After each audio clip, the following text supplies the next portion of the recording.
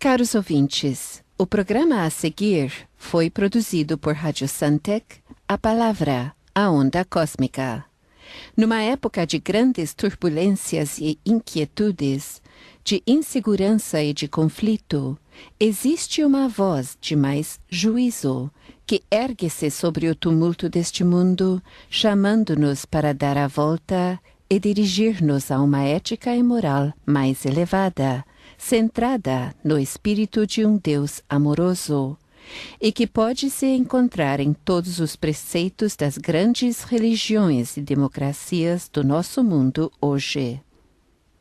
Os convidamos a escutar esta voz de juízo e do coração na conversa seguinte dos cristãos originais na vida universal.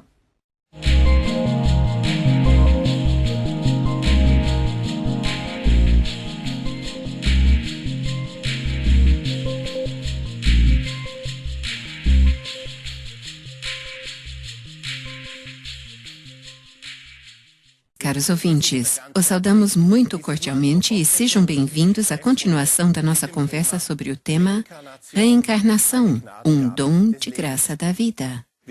Nós, os participantes desta conversa, como seguidores de Jesus de Nazaré, nos denominamos cristãos originais. No último programa, falamos sobre o fato de que já no século VI d.C., a Igreja de Roma, que estava surgindo naquela época, ameaçou os homens com as anátemas, ou seja, com a condenação eterna, para todos aqueles que ensinavam, acreditavam ou difundiam tais crenças. E até hoje em dia, as instituições da Igreja tentam ridicularizar este conhecimento sobre a reencarnação ou simplesmente a atribuir a uma religião oriental. Mas pensemos sobre isto. Jesus de Nazaré foi o maior mestre da sabedoria. Nos seus tempos, o conhecimento sobre a reencarnação existia na Palestina. Isto é historicamente comprovado. Se os homens próximos de Jesus naqueles tempos não tivessem conhecimento deste ensinamento, então Jesus o teria ensinado e teria sido transmitido a nós hoje. E se a crença da reencarnação fosse um erro, então podemos ter certeza de que Jesus de Nazaré o teria dito aos homens e que ele teria corrigido este ensinamento e nos teria advertido sobre ela. Mas sabemos que tudo isso não aconteceu. Todos os discípulos sabiam da reencarnação, e isto também dissemos antes. Gerhard, sobre que mais falamos? Também temos indicações de que a reencarnação de uma pessoa não tem nada a ver com a crença da transmigração da alma dos ensinamentos orientais, nos quais a alma humana de repente encontra-se numa planta, num inseto ou num outro animal. A reencarnação de uma pessoa está estreitamente conectada com a lei conhecida por nós da semente e da colheita, da qual o apóstolo Paulo diz na sua carta aos Gálatas: não vos enganeis, de Deus não se zomba, pois aquilo que o homem semear, isto também colherá. Esta declaração é algo que deveríamos gravar no nosso interior, pois é de grande significado para a nossa vida inteira, para tudo o que sentimos, pensamos, falamos e fazemos. Assim podemos dizer que o homem colhe aquilo que ele mesmo semeou antes. Bem, fiquemos com a afirmação de que a reencarnação, ou seja, a possibilidade de ter repetidas vidas terrenais para a alma humana, realmente existe. Mas então a pergunta que surge é: por quê e para quê? E de onde então vem a nossa alma se já existiu antes do nascimento? E de que forma é a nossa alma provida? Com que qualidades, uma vez que ela encarna? Ou para onde vai quando deixa o seu veículo físico? E em que condição então está? E para onde vai a jornada da nossa alma? Que alvo tem? Todas estas perguntas ardem em muitos e certamente nos interessam e aos senhores, caros ouvintes, e por isso queremos agora tratá-las a fundo. Eu penso que estas perguntas são realmente interessantes e a primeira que você fez é a pergunta sobre o porquê. Por que existe a possibilidade de repetidas encarnações nesta vida terrenal? A razão consiste do fato que a alma no homem pode livrar-se das cargas mais rapidamente através da purificação e reparação na Terra do que nos âmbitos menos densos do além, uma vez que a alma deixa o corpo. Portanto, com a reencarnação temos um dom de graça da vida. E o caminho correto, o caminho da vida correto para nós homens é seguir ao lado de Jesus o Cristo, pois Ele é o caminho, a verdade e a vida, e ninguém vem ao Pai senão por Ele. E ir ao Pai significa voltar ao lar eterno. Assim podemos estar agradecidos pelo fato de que Deus nos dá uma nova chance sempre de novo para nos libertar das nossas cargas e para nos purificar antes que a nossa colheita nos apanhe e tenhamos que talvez sofrer um golpe do destino. Não temos somente uma vida à nossa disposição na qual tudo se decide para sempre, mesmo se querem nos fazer acreditar nisso.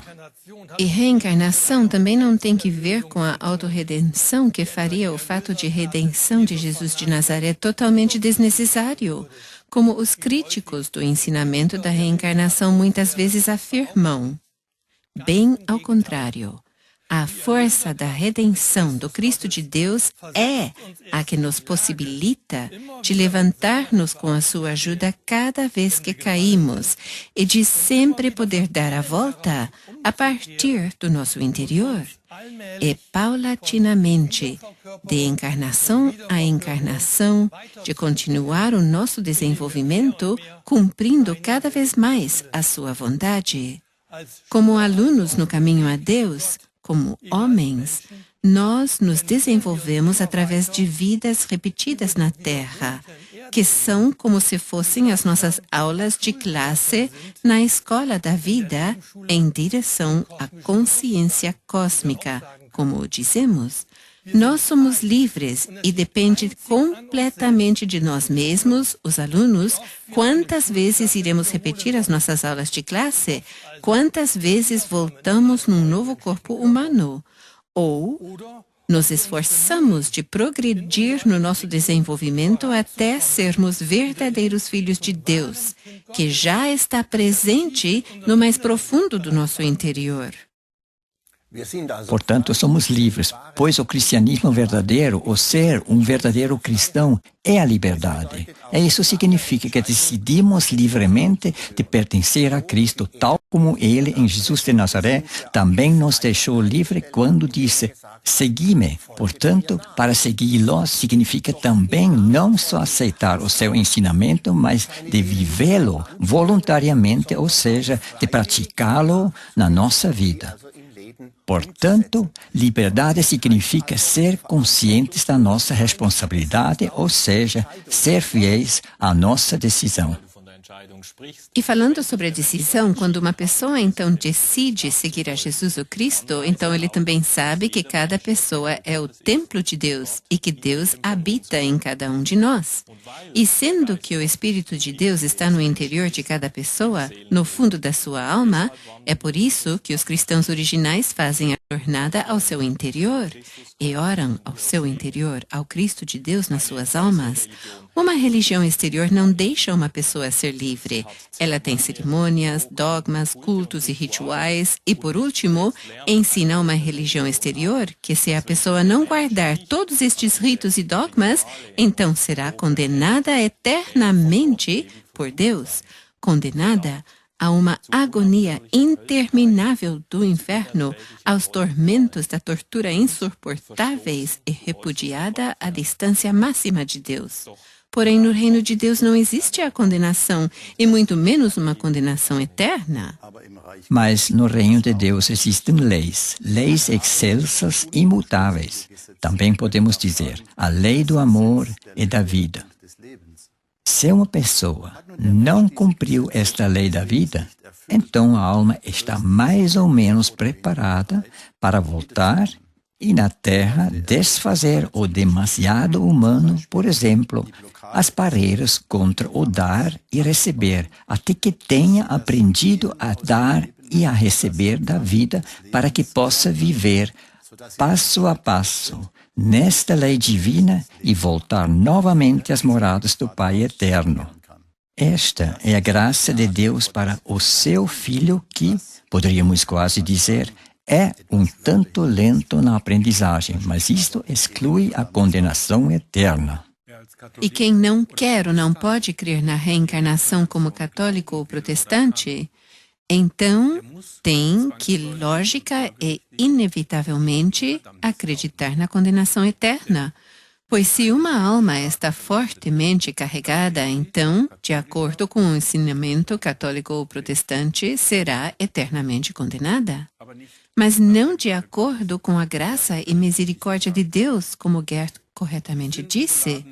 Uma alma carregada de pecado pode voltar, reencarnar, para eliminar a sua culpa passo a passo e voltar a ser totalmente livre para a vida que é Deus. E ela pode novamente entrar na vida, portanto, voltar a Deus, regressar ao lar, nas moradas do Pai. Este é o sentido da nossa vida terrenal. Agora quero voltar ao que você disse, Alfred. Você tem razão. Cada pessoa pode acreditar naquilo que ela quer. Cada pessoa pode continuar sendo católico. Cada protestante pode ficar protestante ou ser o que quiser. Mas uma coisa deveríamos dizer: Jesus o Cristo nunca quis igrejas. Jesus nunca quis a condenação. Jesus também nunca quis padres e pastores. Jesus foi o que nos explicou. O templo de Deus está em vós. É nesta consciência reconhecemos que Deus sempre está presente, não importa quantas encarnações atravessamos. Fiquemos com isto um momento na pergunta: de onde vem a alma? De acordo com o ensinamento das igrejas, a alma surge no momento da procriação. E estamos falando de uma alma imortal, mas a pergunta é: através de quem? Bem, de acordo com as doutrinas das igrejas, se explica que quando a procriação toma lugar, então Deus, de uma forma ou outra, também torna-se ativo para criar esta alma imortal. Dito claramente, poderíamos dizer que a igreja faz de Deus um servo criador do homem. Espera um momento. Se Deus coopera na procriação para criar uma alma imortal, então Ele, o Todo-Sábio, também sabe que esta alma imortal que acaba de criar talvez seja enviada mais tarde ao inferno. Ou, com a Igreja Luterana, é um pouco diferente, pois, de acordo com Lutero, Deus já predeterminou, praticamente antes da procriação, que alma iria depois aos céus e que alma imortal iria à condenação eterna. Temos que dizer que alma imortal. Como acontece isso? De acordo com o ensinamento de Lutero, isso significa que uma pessoa, na realidade, não tem liberdade, pois já desde antes é destinada aos céus ou à condenação eterna. Isto é inacreditável para mim. Mas tal como você o disse, é assim mesmo. Fala-se da assim chamada doutrina da predestinação que Lutero, como também Calvino, representaram. Calvino foi um outro reformador ao lado de Lutero. Mas isto também significaria que Deus sabe, desde o começo, que ele havia criado uma alma malvada que depois condenaria eternamente.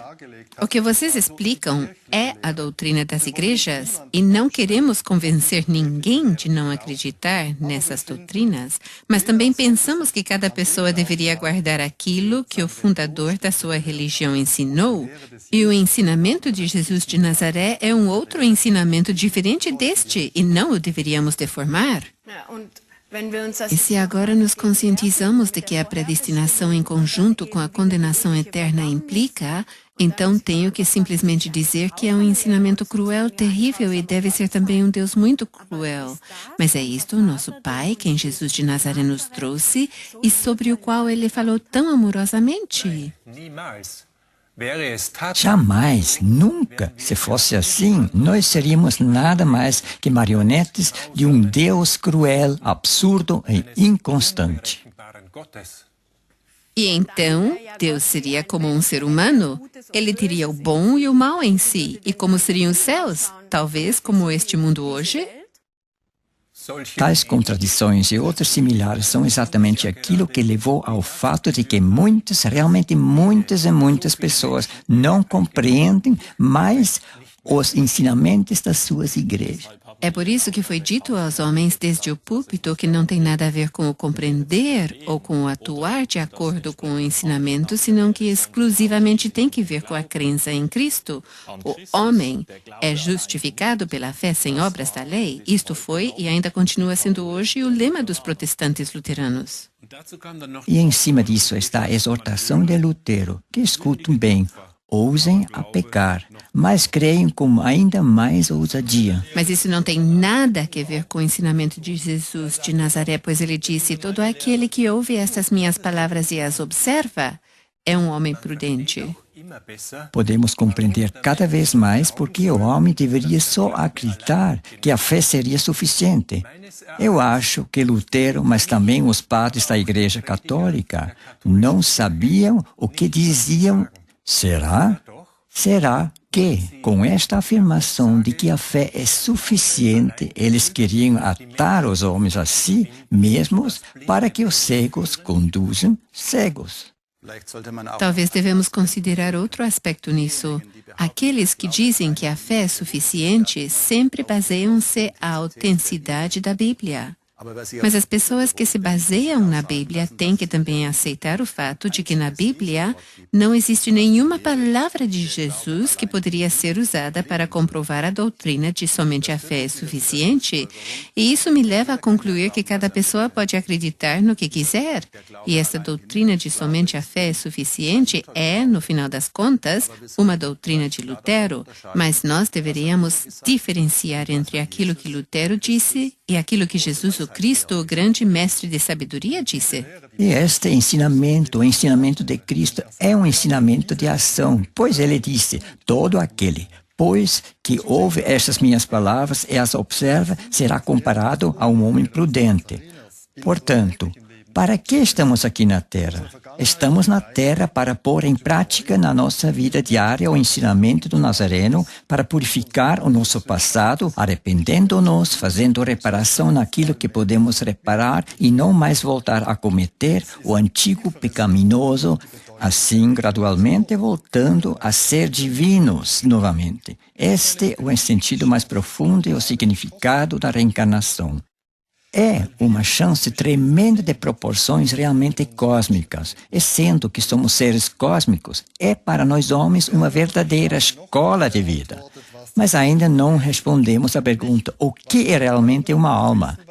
Não aquilo que queremos saber o que é ou que nos foi transmitido na tradição das Escrituras. Originalmente, a alma era um ser espiritual puro no reino de Deus. Mas logo, alguns destes seres deram as suas costas a Deus e caíram. Dito figurativamente, caíram no abismo. Portanto, esta queda surgiu através da rebelião contra Deus. Seres divinos queriam ser onipresentes, queriam ser como Deus é.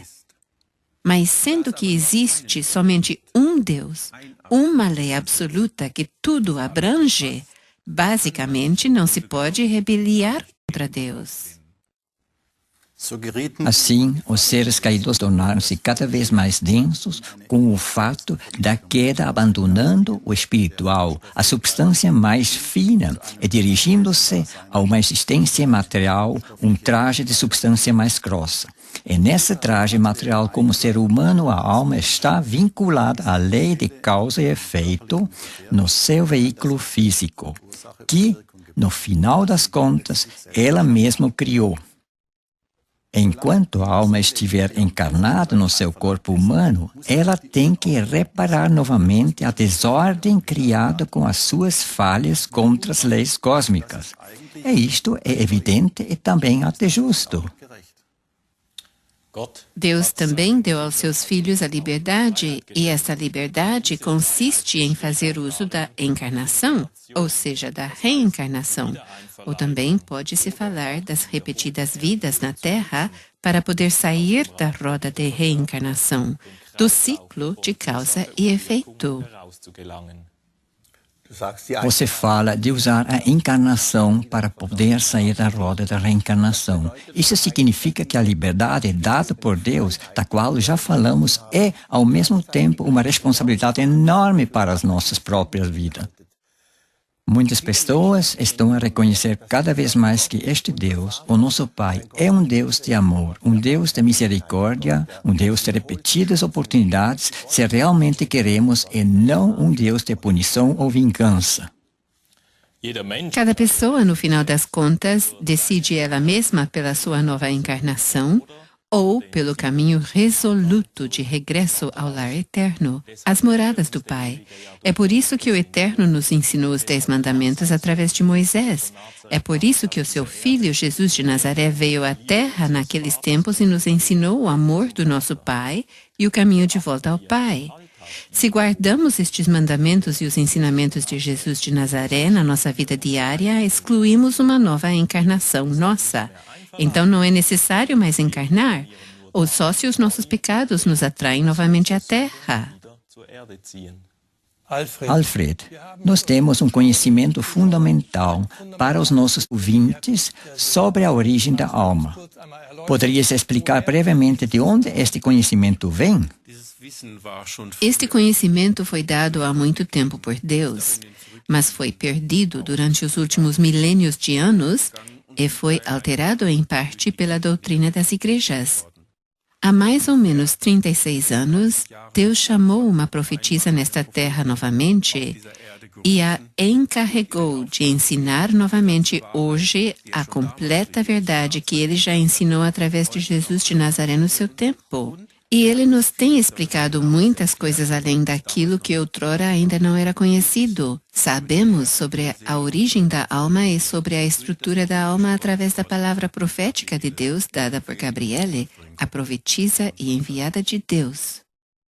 Caros ouvintes, muitas vezes se ouve que a reencarnação não é cristã. Mas então, o que é cristão? Certamente, cristão é fazer aquilo que Jesus, o Cristo, nos ensinou aos homens. E se não fazemos o que Jesus nos ensinou, pensemos, por exemplo, na regra dourada do Sermão do Monte. Portanto, tudo o que vós quereis que os homens vos fazem, fazei-lhe também vós. Se não fazemos isto, então isto não é cristão. E assim estamos bloqueando o nosso caminho de regresso ao lar do nosso Pai, pois Jesus de Nazaré nos ensinou: ninguém vem ao Pai senão por mim. Portanto, se não somos cristãos, então tampouco regressamos para casa. E é por isto que recebemos uma segunda, terceira, quarta chance, uma chance para o renascimento num corpo humano até que tenhamos aprendido a seguir o caminho às moradas do Pai. Portanto, para ser divinos novamente, assim como Jesus de Nazaré nos prometeu. Sede vós, pois, perfeitos como vosso Pai Celestial é perfeito. Isto podemos ainda ler nas Escrituras Antigas, pois o regressar ao nosso lar eterno é a vontade de Deus e é o seu amor através de Cristo, seu Filho, nosso Redentor. Ele nos ensinou que Ele unicamente é o caminho, a verdade e a vida, e ninguém vem ao Pai senão por Ele. Portanto, no final das contas, a reencarnação significa sair da roda do renascimento e então estamos a caminho de volta a Deus, o nosso lar eterno. Existe uma palavra de Jesus que encontramos em Mateus, que a maioria dos homens conhece. Ela diz: em verdade vos digo, se não vos converterdes e não vos fizerdes como meninos, de modo algum entrareis no reino dos céus. Esta frase se lê assim. Mas também existe um teólogo luterano e linguista, Dr. Günther Schwarz. Ele estudou a língua materna de Jesus, o aramaico, e a domina bastante bem.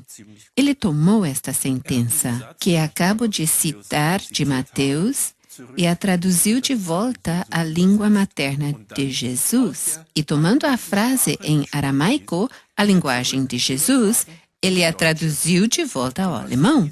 E o que esta palavra de Jesus então significa, que muito provavelmente foi assim dito por Jesus, só podemos maravilhar-nos. Eu a leio. Amém, amém. Eu vos digo, se não voltais a nascer de novo como crianças, não podereis voltar a entrar no reino de Deus. Eu acho que aqui temos muito boas palavras de Jesus que referem-se claramente à reencarnação.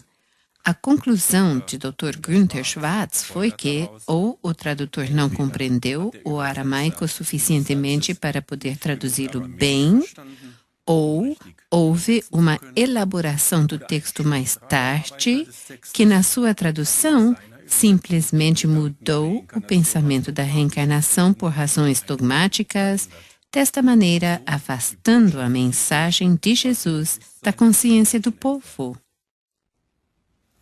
E Gabriele nos deu a seguinte indicação a respeito disso. O nosso corpo humano é formado por uma estrutura de células e o nosso corpo espiritual por uma estrutura de partículas. As partículas do corpo puro espiritual podem ser comparadas com pérolas luminosas espirituais. Porém, através de atuações e pensamentos contra a lei, quem de nós não conhece isso? A pessoa sombreia estas pérolas na sua alma. Ela transforma a sua vibração para baixo. E quando, então, falecemos, a alma retira-se paulatinamente do nosso corpo físico.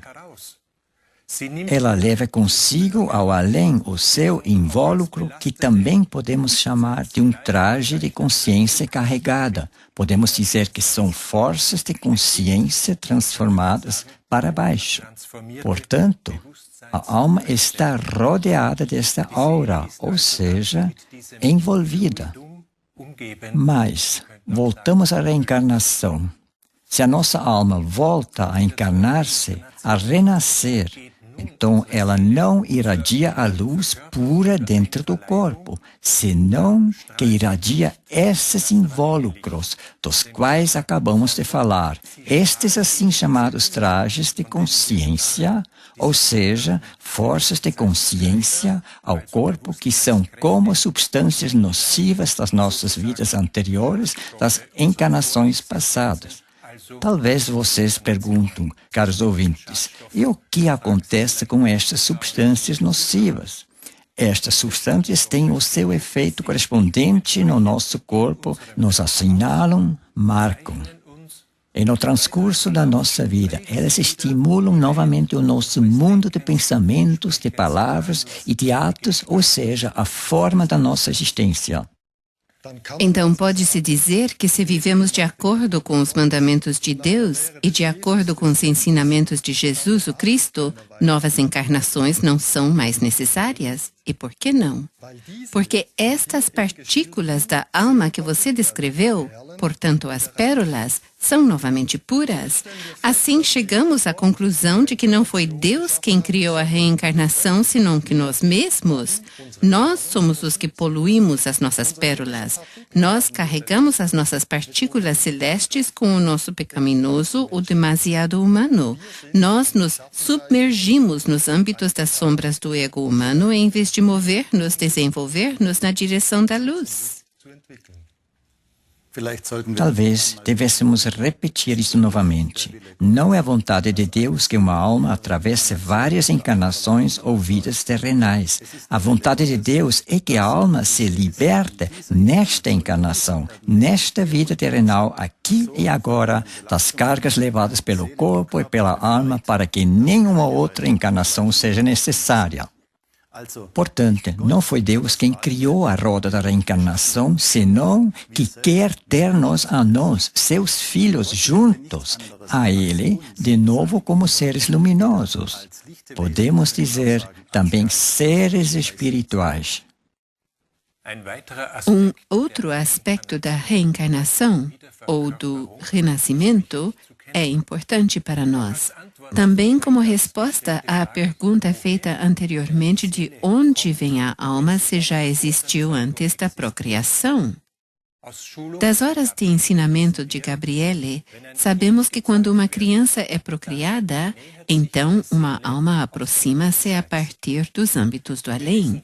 Sabemos que tudo é energia e que igual atrai a igual. Com isto, os futuros pais estão atraindo aquela alma que combina com eles segundo a sua vibração. Você diz que combinam entre si segundo a sua vibração.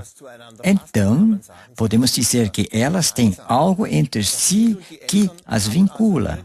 Poderíamos dizer que a criança e os pais talvez estejam atados uns aos outros. Eles têm algo que resolver, purificar. É por isso que os futuros pais têm uma grande responsabilidade. Eles deveriam saber que eles são os que atraem as crianças que correspondem aos seus genes, à sua vibração. Assim é Cristo. A alma da futura criança tem na sua estrutura de partículas algo parecido àquilo que os pais levam no seu material genético. Por causa dessa semelhança, a alma vai exatamente àquelas pessoas que agora vão ser os pais da futura criança. Portanto, pode ser que a criança foi numa vida anterior a mãe ou o pai de um dos dois pais hoje. E que estes membros da família criaram causas que os atam os uns aos outros e que agora eles têm a oportunidade, a chance de dissolver essas correntes, assim por dizer, e isto numa nova encarnação, ou seja, na vida de hoje.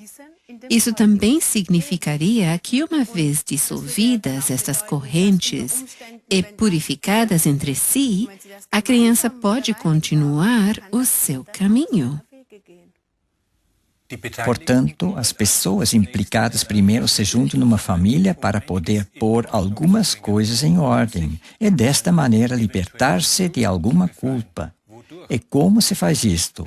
Nós conhecemos o caminho da purificação, de perdoar e pedir perdão, mas antes disto, de sentir arrependimento por aquilo que causamos e sempre ao ponto de não mais voltar a cometer este pecado, em vez disso, praticar com Cristo os mandamentos. Isto significa que, de acordo com os ensinamentos da vida, libertamos a nossa alma, a purificamos para que possamos encaminhar-nos de volta às moradas eternas do Pai o mais cedo possível. Portanto, simplesmente dito, do ponto de vista dos eternos céus, os pais e a criança são, na realidade, nada mais que irmãos e irmãs, filhos e filhas de Deus, irmãos seres divinos da unidade no puro ser. Portanto, quem reconhece e compreende isso e também crê nisso, para ele também está claro que os pais não podem censurar os filhos e tampouco os filhos podem censurar os pais, pois estamos aqui juntos no caminho para purificar-nos e depois cada um pode seguir o seu caminho. Pois depois outros aspectos das cargas da alma começarão a ter os seus efeitos que conduzirão a pessoa adiante. É por isso que os pais não deveriam vincular os filhos a si e tampouco os filhos os pais. Como já acabamos de ouvir, estamos falando sobre um conhecimento fundamental. E se este contexto espiritual fosse melhor conhecido, se os pais soubessem disso, então talvez tivessem uma relação totalmente diferente com os seus filhos, pois saberiam que é algo parecido que os atraiu entre si, uma tarefa comum entre eles, de ambas as partes. Isto seria a base para um conceito educativo que traria não só aos pais, mas também à criança que está crescendo um certo descanso, pois os pais poderiam se desprender daquilo que aconteceu numa encarnação prévia, como também a criança, a pessoa que está crescendo. Desta forma, a alma torna-se mais luminosa e o ser da pessoa mais livre. Portanto, podemos ver que na reencarnação não existe nada que sujeite uma pessoa à coerção, senão que existe a liberdade e o livre arbítrio da alma. Quanto mais carregada está uma alma desencarnada, tanto mais ela quer voltar a uma encarnação, ou seja, a reencarnação num corpo humano. E cada vez mais luminosa a alma no corpo de uma pessoa, tanto menos pensa ela sobre a morte ou sobre a reencarnação. Ao contrário, a alma faz tudo o que pode para regressar o quanto antes à eternidade a Deus. E isso seria importante saber, não só para a família e os pais, porque explica também as relações entre todos os homens. Este exemplo que ouvimos pode ser transferido a cada encontro com uma pessoa, seja onde for que nos encontramos nesta terra. Sem dúvida, isto é um aspecto muito importante do ensinamento da reencarnação. Não é, por acaso, que nos encontramos com alguma pessoa em algum lugar, mesmo se é só na mesma família, em casa. Pode ser também no clube de esporte, ou no lugar de trabalho, ou talvez totalmente por acaso, numa viagem por este mundo afora, mas nunca nos encontramos uma pessoa só por acaso. Não é por acaso que estamos em briga com o nosso vizinho. Não é por acaso que nós entendemos bem com um colega de trabalho e com o outro menos bem. Não existe o acaso. É possível que nos encontramos de novo e deveríamos aproveitar a oportunidade para trabalhar agora na tarefa inacabada de uma encarnação anterior. E a pergunta é: como? Primeiramente, levando a sério o nosso próximo. Por exemplo, que realmente escutemo-nos e, sobretudo, que nós perdoemo-nos mutuamente.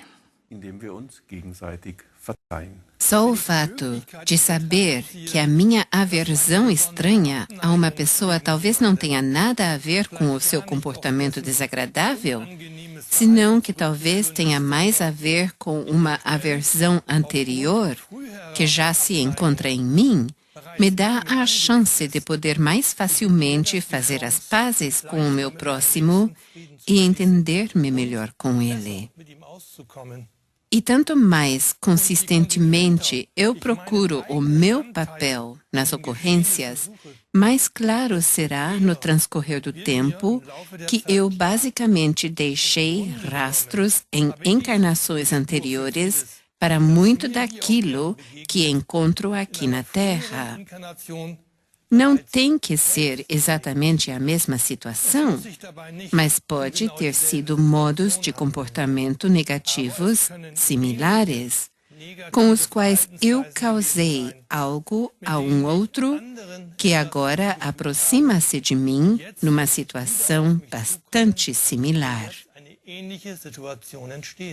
E o que você acaba de descrever neste pequeno círculo naturalmente pode ser transferido a nações e tribos inteiras que aproximam-se uns aos outros. Talvez algumas grandes oposições históricas, por exemplo, entre o islamismo e o cristianismo, como surge sempre de novo no transcurso da história, pode ser traçada de volta a antigas batalhas e pessoas que estavam em conflito no passado e hoje enfrentam-se novamente.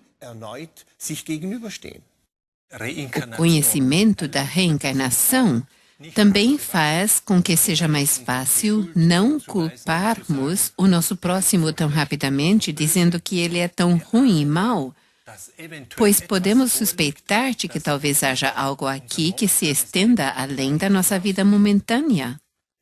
E o que pode ser que se estende além da nossa vida atual, especialmente para as pessoas modernas e liberais, como tendemos a descrever nós hoje em dia? O seguinte poderia ser um esclarecimento que nos abre a porta à reencarnação. Hoje toda pessoa, quase toda criança sabe dos estudos da física que nenhuma energia é jamais perdida. Pode ser transformada, mas não é perdida. E pensamentos e sentimentos são energias. Sabemos isto quando nos tornamos raivosos ou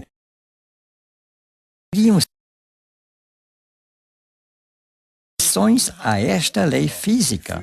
O conteúdo dos nossos sentimentos, pensamentos, palavras e atos deveria dissolver-se em nada? Portanto, se consideramos que muitas coisas que acontecem na nossa vida têm causas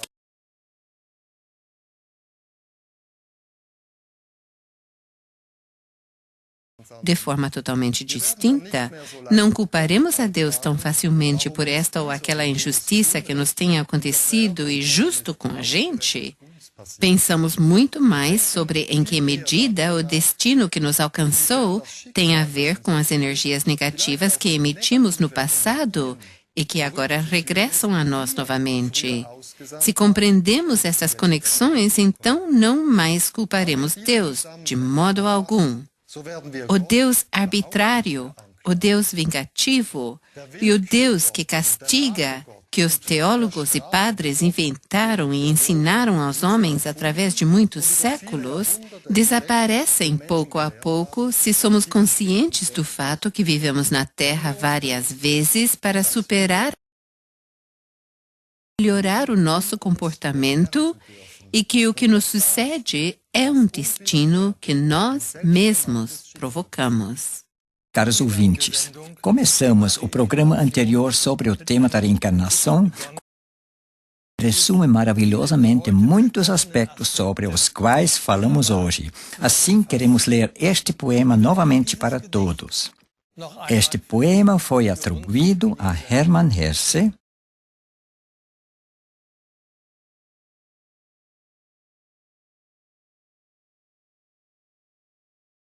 que viera a esta vida na Terra, foi-me mostrado como a viveria. Ali estava a preocupação, ali a tristeza, lá estava a miséria e o peso da dor. Ali estava o vício que me escravizaria, ali era o erro que me aprisionou. Lá estava a raiva repentina, quando sentia cólera. Ali estava o ódio e a arrogância, orgulho e vergonha. Mas também ali estavam as alegrias daqueles dias, cheios de luz e de belos sonhos, onde não estão mais os lamentos nem tormentos, e onde a fonte de dons corre de todos os lados, onde o amor dá àquele que ainda está atado ao traje terrenal, a felicidade de ser desprendido, onde a pessoa da qual tirou-se o sofrimento humano pensa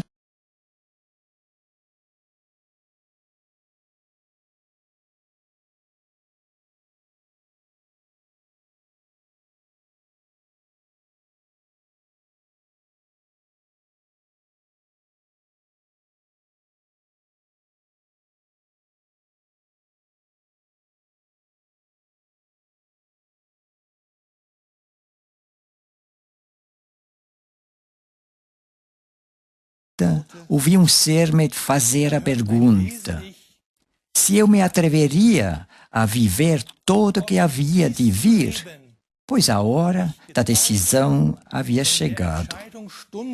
E eu considerei mais uma vez que desejo viver. Dei de resposta com voz decisiva. Assim foi que eu entrei numa nova vida e aceitei silencioso o meu novo destino.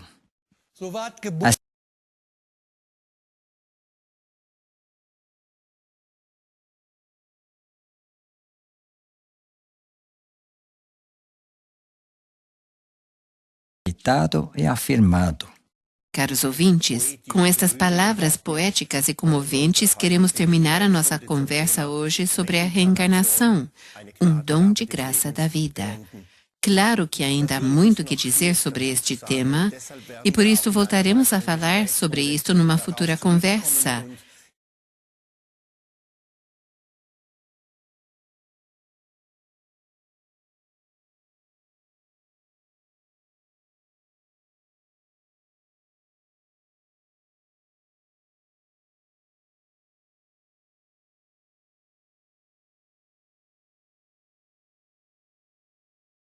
nossas próximas conversas. Desejamos a todos um bom dia e que sigam atentos nesta encarnação. Saudações e até a próxima.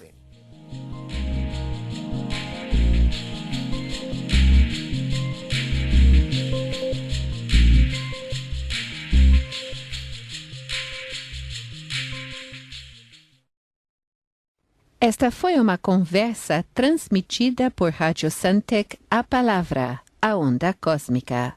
Se tiverem perguntas ou desejarem saber mais, recebemos com prazer o seu contato. Escreva a Rádio Suntec, A Palavra, a Onda Cósmica, Caixa Postal 1151, em 97820.